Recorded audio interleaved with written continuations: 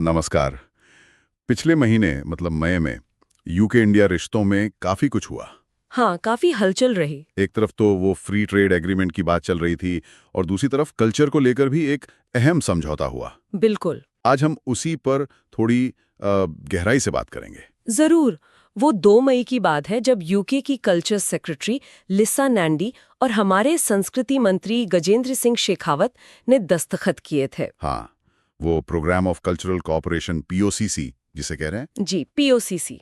इसका सीधा सा मकसद है कि दोनों देशों के बीच जो सांस्कृतिक लेन देन है वो और मजबूत हो, आसान बने। और मतलब साझा रचनात्मकता को भी बढ़ावा मिले। हाँ, बिल्कुल। साथ मिलकर कुछ नया करना, उसको प्रोत्साहन देना। अच्छा, तो ये जो पीओसीसी है इसमें खास तौर पर किन चीजों पर फोकस रहेगा?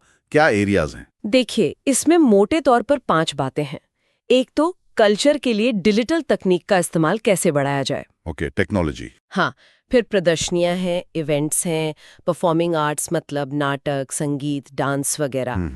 चौथा, जो हमारी सांस्कृतिक धरोहर है, पुरानी इमारतें, कलाकृतियां, उनका संरक्षण कैसे हो, उनका आपस में लेन देन कैसे हो। अच्छा, ये भी जरूरी है। और पांचवा है सस्टेनेबिलिटी, मतलब जो भी सांस्कृतिक विकास हो वो टिकाऊ हो, पर्यावरण का भी ध्यान रखे, समाज का भी। और ये सब मिलकर शायद उसी चीज को सपोर्ट करता है जिसे आजकल क्रिएटिव इकोनॉमी कहते हैं। बिल्कुल सही। रचनात्मक अर्थव्यवस्था, ये उसी को बल देने के लिए है। और शायद लिसा नैंडी इसीलिए भारत आई भी थी। मैंने पढ़ा था वो मुंबई में वेव्स समिट में भी शामिल हुई थी। हाँ, वो वेव्स यानी world audio visual and entertainment summit की सबसे सीनियर इंटरनेशनल गेस्ट थी। अच्छा। और उन्होंने वहाँ भारत और यूके के जो क्रिएटिव सेक्टर्स हैं उनकी ताकत पर काफी जोर दिया था। ये भी कहा था कि ये कितने टिकाऊ हैं और इनसे रोजगार कितना पैदा होता है। ये क्रिएटिव इकोनॉमी की बात तो आजकल हर तरफ सुनाई दे रही है। दुनिया भर में इसका क्या असर दिख रहा है? मतलब कितना बड़ा है ये सेक्टर? ये बहुत तेजी से बढ़ रहा है। एक अंदाजा है कि 2030 तक दुनिया की जो कुल जीडीपी होगी ना, उसका करीब 10% इसी सेक्टर से आएगा। 10%? ये तो बहुत बड़ा आंकड़ा है। हाँ, काफी बड़ा। तभी तो पिछले साल G20 के जो कल्चर मिनिस्टर्स मिले थे, उन्होंने भी इसमें ज्यादा निवेश की मांग उठाई थी। और भारत ने भी वेव समिट के जरिए यह दिखाया कि वो इसे लेकर काफी गंभीर है। अगर हम भारत की बात करें तो यहाँ क्या स्थिति है? अक्सर ये धारणा होती है कि ये सब क्रिएटिव काम बड़े शहरों तक ही सीमित है। हाँ, ये धारणा तो है, पर आंकड़े कुछ और ही कहानी बताते हैं। भारत की अपनी क्रिएटिव इकोनॉमी करीब $35 बिलियन की है। $35 बिलियन? जी, और ये खेती के बाद देश के करीब 8% लोगों को रोजगार देता है। मतलब दूसरा सबसे बड़ा सेक्टर रोजगार के मामले में। 8%? ये तो बहुत महत्वपूर्ण है। और सबसे दिलचस्प बात जो आपने कही ना, शहरों वाली, भारत के जो टॉप 6 क्रिएटिव हब्स हैं वो मेट्रो शहरों में है ही नहीं। सच में? कहाँ है फिर? वो बडगाम जम्मू कश्मीर में से लेकर नीचे तिरुपुर तमिलनाडु तक फैले हुए हैं, छोटे शहरों में। ये तो वाकई चौंकाने वाली बात है। मतलब टैलेंट और हुनर सिर्फ बड़े शहरों में नहीं है। बिल्कुल नहीं। देखिए, भारत की ताकत क्या है?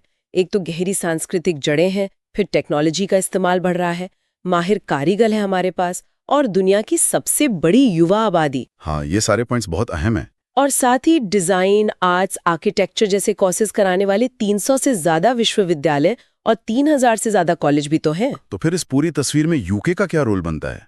और ये जो नया पीओसीसी समझौता है, ये कैसे मदद करेगा? देखिए, यूके ने पहले भी जब भारत G20 का अध्यक्ष था तो कल्चरल एजेंडा पर काफी साथ दिया था। हाँ, वो मुझे याद है। कुछ कार्यक्रम तो पहले से चल भी रहे हैं, जैसे वेल्स इन इंडिया या बर्मिंघम में ना नागालैंड का हॉर्नबिल फेस्टिवल हुआ था। अच्छा। ये जो नया समझौता है, ये ब्रिटिश काउंसिल और यूके के जो बड़े म्यूजियम्स है ना, जैसे ब्रिटिश म्यूजियम है, नेचुरल हिस्ट्री म्यूजियम है, हाँ हाँ, बड़े नाम है ये तो। उनके और भारत के संस्थानों के बीच जो पार्टनरशिप है उसको और गहरा करेगा, खास तौर पर डिजिटल तकनीक शेयर करने में, अपनी अपनी विरासत को एक दूसरे से बांटने में। ये जो अंतर्राष्ट्रीय सहयोग है, ये आज के समय में इतना जरूरी क्यों हो गया है, खासकर क्रिएटिव सेक्टर के लिए? हाँ, इसकी 2 बड़ी वजह नजर आती हैं। एक तो स्किल्ड लोगों की कमी कई जगह महसूस की जा रही है। अच्छा। हाँ, तो इसके लिए लगातार अच्छी ट्रेनिंग और एजुकेशन में निवेश करना जरूरी है। और जब अंतर्राष्ट्रीय सहयोग होता है तो हुनर और निखरता है ना? नए तरीके सीखने को मिलते हैं। सही बात है। और दूसरी वजह? दूसरी बात है टेक्नोलॉजी। देखिए, AI, augmented reality AR, virtual reality VR, ये सब कितनी तेजी से इस फील्ड को बदल रहे हैं। हाँ, आजकल तो एआई से बनी पेंटिंग्स और वीआर म्यूजियम टूर की बातें हो रही हैं। बिल्कुल। तो ब्रिटिश काउंसिल की एक रिपोर्ट भी यही कहती है कि अब क्रिएटिव एजुकेशन में टेक्नोलॉजी को जोड़ना ही पड़ेगा, उसके बिना काम नहीं चलेगा। क्या इसका कोई प्रैक्टिकल जीता जागता उदाहरण आप बता सकती हैं जहां ये सब होता हुआ दिख रहा हो, कल्चर, टेक्नोलॉजी, बिजनेस सब साथ में? हाँ, एक बहुत अच्छा उदाहरण है रॉयल एनफील्ड का Himalaya not project. Royal Enfield का मोटरसाइकिल वाला? हाँ, वही। उन्होंने यूनेस्को के साथ मिलकर एक पहल शुरू की है हिमालय के इलाके में जो पुरानी कपड़ा बनाने की कलाएं हैं ना, उनको बचाने के लिए। अरे वाह, ये तो दिलचस्प है। वो लोग 550 से ज्यादा कारीगरों के साथ काम कर रहे हैं, उनकी जो पारंपरिक कला है उसे जिंदा रख रहे हैं और उन्हें बाजार से भी जोड़ रहे हैं ताकि उनकी कमाई भी हो। अच्छा, मतलब सिर्फ संरक्षण नहीं बल्कि सस्टेनेबल लाइवलीहुड भी। बिल्कुल, सस्टेनेबिलिटी। लिसा नैंडी ने दिल्ली में इसके बारे में सुना भी था और काफी प्रभावित हुई थीं। ये वाकई एक अच्छा मॉडल लगता है, पारंपरिक हुनर और आज के बाजार को जोड़ने का। ये दिखाता है कि बिजनेस भी कैसे संस्कृति को सहेजने में मदद कर सकता है। हाँ, बिल्कुल। देखिए, आखिर में तो यूके और भारत के बीच का जो असली बंधन है वो तो वहाँ के लोग हैं, उनकी कहानियां हैं। सही कहा। और क्रिएटिविटी, कला, संस्कृति, ये सब इन रिश्तों को और गहरा बनाने का एक बहुत ही शक्तिशाली जरिया है। बिल्कुल सही कहा। ये सिर्फ एक समझौता नहीं है, ये भविष्य के लिए एक साझा निवेश है, एक साझा रास्ता है।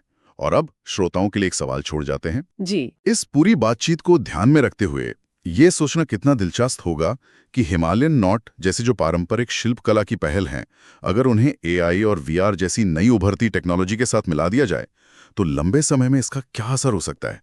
ये फ्यूजन, ये मेलजोल दोनों देशों के क्रिएटिव उद्योगों और सांस्कृतिक अभिव्यक्ति को कैसे एक नया रूप दे सकता है, जरूर सोचिएगा।